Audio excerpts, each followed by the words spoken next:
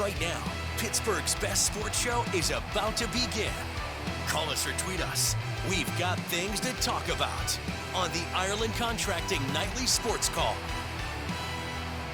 All right, thanks a lot, Ken, and thank you for tuning into the Ireland Contracting Nightly Sports Call. We're taking your phone calls in a matter of moments on the Borders and Borders hotline at 412-575-2600. I'm Chris Mueller over at the 93.7 The Fan Cam is joining me now, and we're going to talk a little bit about the Pitt Panthers. I would have led with the Penguins tonight, but they got boat raced in that third period, losing 5-2 to the New Jersey Devils. Even though Brian Rust had a great night, Tristan Jarry did not. But the Panthers, and my question to you is, they finally snapped that four-game losing streak, beating BC 24-16 by 8.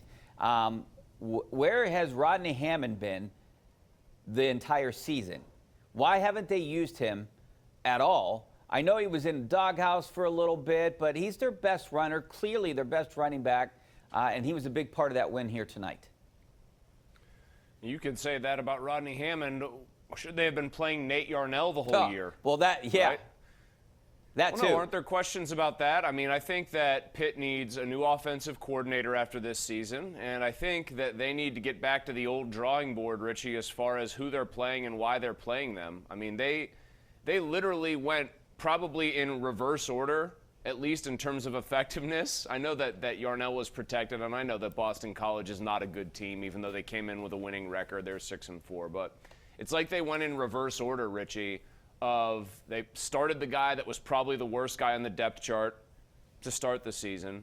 Then they went with the guy that probably was the middle guy on the depth chart and all along. And then the third guy on the depth chart looks like the best of the bunch. A frustrating year. You know, I don't know how much to take from this game. I know you can talk about Hammond and you can talk about the quarterback, but the fact of the matter is they were favored in this game over a pretty bad team. And probably the most intriguing thing was the fact that Mike Tomlin's kid plays wide receiver on said team. So I don't know, Richie. I don't think this changes much to you. I think it's back to the drawing board for Pitt and a lot of soul searching after a season that's going to yield at most 4 wins. Yeah, I mean, look, no way however they finish the season, it's not a successful season. But if you end the season on 2 straight wins, do you carry any momentum? Because what I think is there's going to be a few guys transferring, maybe Gavin Bartholomew. They're going to lose some guys. I doubt anyone's going to get drafted, right? Then they have a quarterback controversy or situation. You also have a freshman coming in from Penn Hills that's pretty good, Julian Duggar. You have Nate Yarnell. You have Christian Veyer. You also have another guy that's in the mix there too. So they have a lot of question marks heading into next year. Can it be fixed in one off season? I think the transfer portal makes it possible to fix some of these things, to patch up your holes. But yeah, they're probably going to lose some guys. I still think that some of the things that have happened this year, some of the things Pat Narduzzi said after the Notre Dame game have stuck with a couple of those guys, and not in a good way. But I don't know. It feels like this is an inflection point this offseason. This is a bit of a crossroads. What does Pitt want to be? What does Pat Narduzzi want Pitt to be? I think is the more interesting question. Does he want to continue to stick with this sort of power running, and don't worry, we'll figure out the quarterback position later? Or do they want to take a more concentrated, focused approach on trying to develop somebody who can really stick at that position for them for 3 years or so and give them some stability?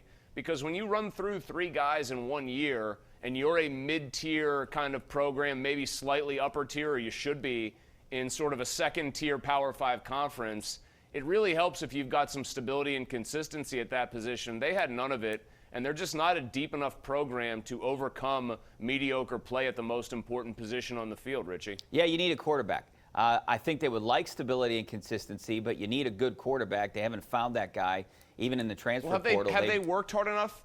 Yeah, but okay, Richie, hold on. Well, here's the thing. They haven't found that guy. Before you ask me this question, has their approach been right? Has their approach been right in how they've gone about it? They've tried to go transfer portal. I mean, I don't think that that's necessarily the right approach. They need to try to get somebody that can develop with the players around him over years. Yes, but they also need an offensive coordinator and a head coach that are willing to air out the ball and they're willing to put up some points, or you're never going to get a good quarterback to come here, let alone a good wide receiver. This isn't wide receiver U anymore. The Panthers play a boring style of football that I don't think is conducive to a mid-tier type team. They're not Alabama. They're not Georgia. They're not getting those big guys up front. They're not getting the best running backs. You could run the ball, but you need some kind of gimmicky offense at times, and you need to put people in the seats, and points do that. Are you suggesting Matt Canada, if he gets let go by the Steelers, just go right back across the facility? That's funny. That we were actually talking about that today over at Steelers, but I think there's just too much negativity surrounding Matt Canada for that move to ever happen. I think they need to just go out and like the Steelers, go out and get a young, dynamic, up-and-coming offensive coordinator and take a chance on the guy and let the guy run an offense. Okay, well, Brennan Marion looked like he was going to be that guy till he told too many people he was going to be that guy, and that seemed to rub a lot of people there the wrong way. He's doing good work so far at UNLV this year in that coordinator's post. To go back quickly to this, I'm sure we got to take a break, Richie. This comes down to Pat Narduzzi. You're right. They need to put more air under the football. They need to run an offense that gets guys to want to come and play offense here. They were wide receiver U 2 years ago when Biletnikoff Award was Addison's, and then he transferred. Everybody knows that. But does Pat Narduzzi want to kind of get with the times?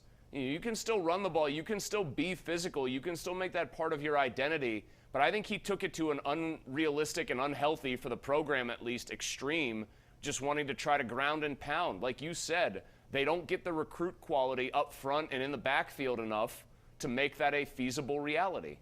And you'll never get an elite quarterback or wide receiver to come here if they know that you're just going to run the ball, and this is going to happen every year. All right, we do have to take a break, but I'd love to hear from you guys out there, 412-575-2600 on the Borders and Borders hotline. Back on the Ireland Contracting Nightly Sports Call in a couple minutes.